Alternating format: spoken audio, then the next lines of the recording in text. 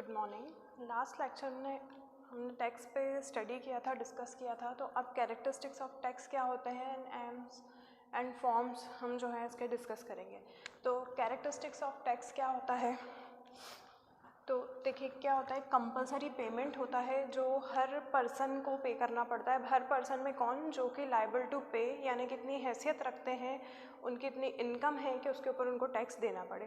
क्योंकि जो लोग गरीब होते हैं या लोअर क्लास के होते हैं तो उनको टैक्स जो होता है उनके ऊपर कंपलसरी नहीं होता है कि वो टैक्स दें। ये इनकम के ऊपर डिपेंड करता है। अब वो आप बिज़नेस के थ्रू अर्न कर रहे हैं या फिर आपकी सैलरी ज़्यादा है तो उसके ऊपर आपको इनकम टैक्स पे करना पड़ता है। तो ये क्या है, कंपलसरी पेमेंट है जो कि हर सिटीज़न को पे करना है। उसके बाद एक लीगल प्रोविज़न है, यानी कि एक जो भी कानून है हमारा, और जो भी जिनकी भी इनकम इतनी है कि उनको वो देना है तो वो देना है, अदरवाइज़ उनको पनिश किया जाता है गवर्नमेंट के थ्रू। उनसे उसकी पेनल्टीज़ ली जाती हैं या जो भी उनके फाइन्स होते हैं उनको पे करना पड़ते हैं इसके लिए। उसके बाद होता है paid by person and organisation are able to pay. हम सिर्फ इंडिविजुअल पर्सन जो है वो अपनी इनकम के ऊपर टैक्स देते हैं, और जो ऑर्गेनाइजेशन है वो कॉर्पोरेट टैक्स इसके लिए देती है। अगर उनकी कंपनी की इनकम जितनी है, सपोज़ 1 करोड़ से कम है तो उनको नहीं देना है इंडिया में, बट अगर उनकी इनकम 1 करोड़ से ज़्यादा है तो उनको टैक्स पे करना पड़ता है। फिर होता है इसमें एलिमेंट ऑफ सेक्रीफाइस। ये एक एलिमेंट सेक्रीफाइस का इसलिए कहा गया है क्योंकि जो पोर्शन सपोज़ मैं पे कर रही हूँ टैक्स के लिए, वो पोर्शन, वो अमाउंट अगर मेरे पास होता तो मैं या तो कहीं इन्वेस्ट करती या मैं कुछ और चीज़ ख़रीद लेती। तो ये एक सेक्रीफाइस इसको इसीलिए कहा गया है क्योंकि हम वो पैसा उनको दे रहे हैं। अगर वो पैसा हमारे पास रहता था हम उसका कहीं और जो है यूज़ करते। फिर लास्ट है इसका payment for the common welfare. जो हम ये गवर्नमेंट को पे करते हैं तो हम सब हमारे कॉमन वेलफेयर के लिए क्या करते हैं, ये पे करते हैं। क्यों? क्योंकि गवर्नमेंट इस पैसे से क्या करती है, पब्लिक वेलफेयर के लिए कोई ना कोई नए प्रोजेक्ट्स लाती है और उन्हें लॉन्च करती है, नई नई योजनाएं बनाती है, इसलिए इसको कॉमन वेलफेयर के लिए पे करना भी कहा गया है। अब इसके ऑब्जेक्ट्स या एम्स क्या क्या है, यानी कि क्या उद्देश्य हैं। तो रेजिंग पब्लिक रेवेन्यू, इससे क्या होता है, जो इनकम होती है गवर्नमेंट की वो बढ़ती है। उसके बाद reduction in the inequality of wealth. कुछ लोग क्या होता है टैक्स नहीं देते हैं और पैसा इकट्ठा करते जाते हैं, तो ये चीज़ के लिए क्या करती है गवर्नमेंट, उनके ऊपर पेनल्टी या फाइन लगाती है। तो ये इसको क्यों, इसका एम क्या है, क्या उद्देश्य है, इसको क्यों लगाया गया है। तो जो वेल्थ की इनइक्वालिटी होती है लोगों के बीच में, उसको क्या करती है, ये कम करती है और उनको इक्वल उस पर लाने की कोशिश करती है, इक्वल लेवल पे। The aim of the tax collection is public good. जो एम है ये टैक्स कलेक्शन का, ये लोगों की यानी कि पब्लिक की भलाई के लिए ही है। ठीक है। फिर restriction on production and use of harmful good. देखिए कहाँ कहाँ रेस्ट्रिक्ट किया गया है। जो टैक्स होता है इसकी रेस्ट्रिक्शंस बहुत ज़्यादा होती हैं। कहीं कहीं पर हार्मफुल जो गुड्स हैं, जो प्रोडक्शन कर रहे हैं, जैसे कि अल्कोहल की हम बात करें या टोबैको की हम बात करें, तो इन पर बहुत ज़्यादा परसेंट जो टैक्स का है वो लगाया जाता है, जस्ट बिकॉज के लोग इसका कंजम्पशन कम करेंगे, इस वजह से भी इसका प्रोडक्शन थोड़ा कम होगा।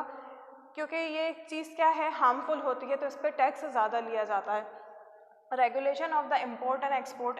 इम्पोर्ट एंड एक्सपोर्ट के लिए भी क्या किया जाता है, ये रेगुलेशंस हैं कि अगर हम फॉरेन से कोई सा गुड्स मंगाकर हम हमारे इंडियन पीपल्स को जो है, इंडियन सिटीजन्स को जो है सेल कर रहे हैं, तो उस पर भी टैक्स होता है। कस्टम ड्यूटी जो लगता है वो उसी के लिए ही है कि हम कोई भी प्रोडक्ट मंगा कर क्या कर रहे हैं, यहाँ पर सेल कर रहे हैं या मंगा रहे हैं दूसरी कंट्री से, तो उस पर हमको टैक्स देना पड़ता है। और एक्सपोर्ट के लिए भी होता है, हम हमारा प्रोडक्ट अगर दूसरी कंट्री में सेल करने के लिए भेज रहे हैं तो उसके लिए भी हमें टैक्स देना पड़ता है। ये तो थे आपके कैरेक्टरिस्टिक्स एंड एम्स। अब हम जो है टैक्स के टाइप्स की बात करेंगे। तो 2 तरह के टैक्स होते हैं, हमने लास्ट लेक्चर्स में भी स्टडी किया है, direct tax and indirect tax. ठीक है। डायरेक्ट जो हम डायरेक्टली पे करते हैं गवर्नमेंट को, और इनडायरेक्ट टैक्स जो कि हम डायरेक्टली पे नहीं करते लेकिन कहीं ना कहीं से गवर्नमेंट के पास वो चला जाता है।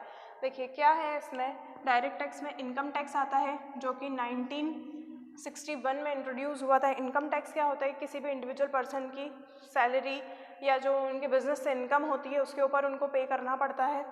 ठीक। उसके बाद होता है गिफ्ट टैक्स। सपोज़ मेरे फैमिली मेम्बर के अलावा अगर मुझे किसी ने 50,000 प्लस कैश या कुछ भी दिया है गिफ्ट के रूप में, तो मुझे उसके ऊपर टैक्स पे करना पड़ेगा। ये वाला 1958 में जो है एक्ट आया था। और ये जो मैं आपको ये सन डाल रही हूँ उसमें 1961, 1958, तो ये क्या है, ये एक पूरी एक्ट है और इनके ही बेसिस पर ये पूरे कानून बनाए गए हैं और ये टैक्स हम स्टडी करते हैं। तो जब भी आप एग्ज़ाम में लिखें तो इनके आगे इनका सन और इनका जो एक्ट है वो ज़रूर डालें। फिर नेक्स्ट होता है वेल्थ टैक्स।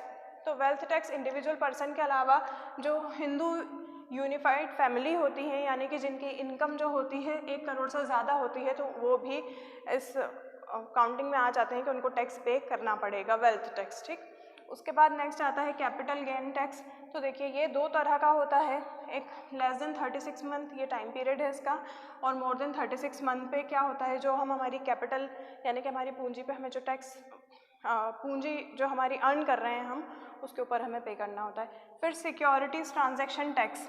तो सिक्योरिटी ये जो वर्ड है, ये सिक्योरिटी वर्ड यहाँ पर स्टॉक मार्केट के लिए लिया गया है, यानी कि शेयर्स के ऊपर जो हम ख़रीदते हैं और बेचते हैं, अगर हम शेयर ट्रेडिंग कर रहे हैं, यानी कि जो शेयर्स को हम क्या कर रहे हैं, ख़रीदते हैं, बेचते हैं और उसी का जो हमारा व्यापार है वो चल रहा है, तो उसके ऊपर भी हमें ये सिक्योरिटी ट्रांजैक्शन नाम का एक टैक्स होता है जो हमें पे करना पड़ता है शेयर के एक्सचेंज पे, exchange in the sense selling and purchasing पर।